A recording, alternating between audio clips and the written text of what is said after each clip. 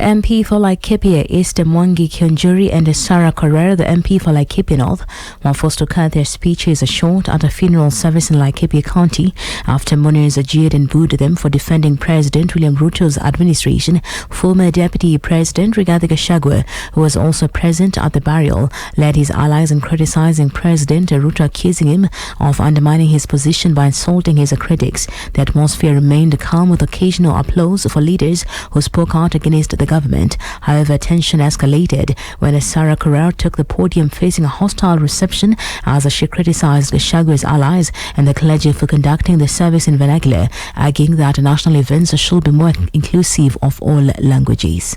Nataka kuwaambia mahali mimi natoka, watu wakikucha maombolezi, hii side shows ya upuzi munawasha kando. Mimi ni Msamaria ndani ya Israeli. And I want to tell you this, mutarusha mikono mutamaliza. Na serikali yenu yenye mulitengeneza wenyewe na kubaliana na Kionjori, tutakaa ndani ya hiyo serikali. Hapa ni Kiamariga, hapa ni Laikipia, hapa sio Nyeri. Sisi wote hatujui Kikuyu. Pendeni huko. Former Deputy President Rigathi Gachagua took the stage, sharply rebuking the MPs for what he termed as a disrespect towards the clergy. Gachagua went further, accusing the legislators of adopting the president's approach to political discourse. Hata kama William Ruto amemwambia mtukane hii jamii yetu, tafadhali mtutukane huko nje, hapana ndani ya kanisa. It is not right, it is not fair. Na hao ndio walikupatia hiyo kiti. Hakuna haja watukane. Hakuna haja watu wakisema wataki chanjo unawaita wajinga. Hakuna haja utukane hao watumishi ya Mungu kusema ati hawajasoma. Hakuna haja uita watu wajinga. Hakuna haja hii watu ya Mlima Kenya walikuchagua kuita hao wa kabila. Na walikuchagua wakijua wewe si mmoja wao. Please, Mr. President, with tremendous respect to the office that you occupy, stop demeaning your office by abusing the people of Kenya. Deputy President Kithure Kindiki has vowed to lead a campaign against his predecessor Rigathi Gachagua after Gachagua's televised interview attacking the Kenya Kwanza administration. Kindiki dismissed Gachagua's remarks, suggesting the former deputy president was in panic mode as the government began gaining ground. Speaking to a group of over 2,700 leaders and professionals from Kiambu County, Kindiki emphasized that Gachagua had no claim over the mountain region. Na watu waache threat, tuheshimiane. Nilisema ile siku ingine, sisi zote tuheshimiane. Kama wewe unafikiri wewe ni maarufu, ngojea siku hiyo. Sawa sawa? Ndio utajua kuna wanaume hii town. Unaongea mapema na mathreats mingi. Threats upon threat. Kiona hiyo rally usidharau. Ndio inabeba gari ya moshi. Hii siasa. Si wakati itafika. Si tunafanya kazi kwanza. Si tulisema kazi kwanza. Wengine nao wanapigana na sisi, waambiwe nao hata nyinyi mlikuwa na wakati. Ni agenda gani ya Kiambu ulisukuma mbele?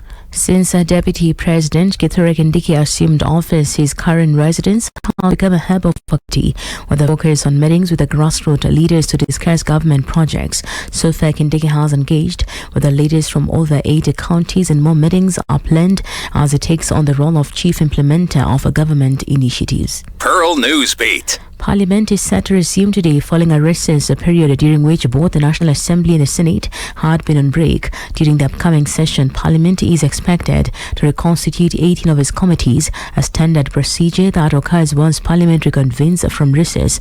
Wiper Party leader Kalonzo Musyoka has argued the Azimio la Umoja coalition leaders to occupy the majority seats in Parliament after the High Court ruled that the Kenya Kwanza coalition is not the House's majority. A three-judge bench on Friday ruled that President William Ruto's Kenya Kwanza is not the majority and they cannot claim seniority status. Kalonzo therefore holds that the Azimio coalition should take the rightful position pending official House leadership changes. Pearl Newsbeat. President William Ruto, Prime Minister Musalia Mudavadi, and at least 100 MPs and top government officials will travel to Addis Ababa in support of Raila Odinga as Kenya's candidate for the African Union Commission chairmanship. Political leaders, including governors from different political parties, will also be heading to Ethiopia for the vote, which will take place during the AU summit on February 15th to 16th. Raila will compete against Mohamed Ali Yusuf of Djibouti and Richard Randriamandrato of Madagascar, with Raila considered the front runner. Former Prime Minister Odinga has said he will accept the outcome of the African Union Commission chairperson elections scheduled for this Saturday during the ordinary session of the Heads of State meeting in Addis Ababa. tutafanya pamoja na viongozi wote wa bara la Afrika. Kwa mimi natoa shukrani sana kwenu. Leo sitaki kusema mambo mengi zaidi, manake leo nyinyi mnaombea mimi, si mnaombea mimi, sio? Naenda kwenye kinyang'anyiro, sivyo? Mimi nina hakika tutakienda pale kwa kiongozi ya Mwenyezi Mungu, tutafaulu. Tukishinda tumefaulu, tukishindwa tumefaulu.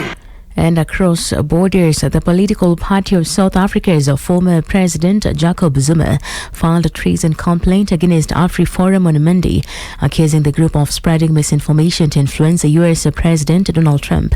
AfriForum, which advocates for the white Afrikaner minority, has campaigned against South Africa's new land redistribution law in the US media, portraying it as part of a broader attack on Afrikaners. This led Trump to sign an executive order cutting financial aid to South Africa, citing the Land Expropriation Act and a genocide case against Israel. The Trump administration also suggested Afrikaners could be granted a refugee status in the US, lending weight to AfriForum's claims of persecution. However, the South African government disputes this, defending the law as an effort to address historical injustices, while emphasizing that no land expropriations have yet occurred. White farmers own 75% of South Africa's privately held land, despite white people making up just 8% of the population.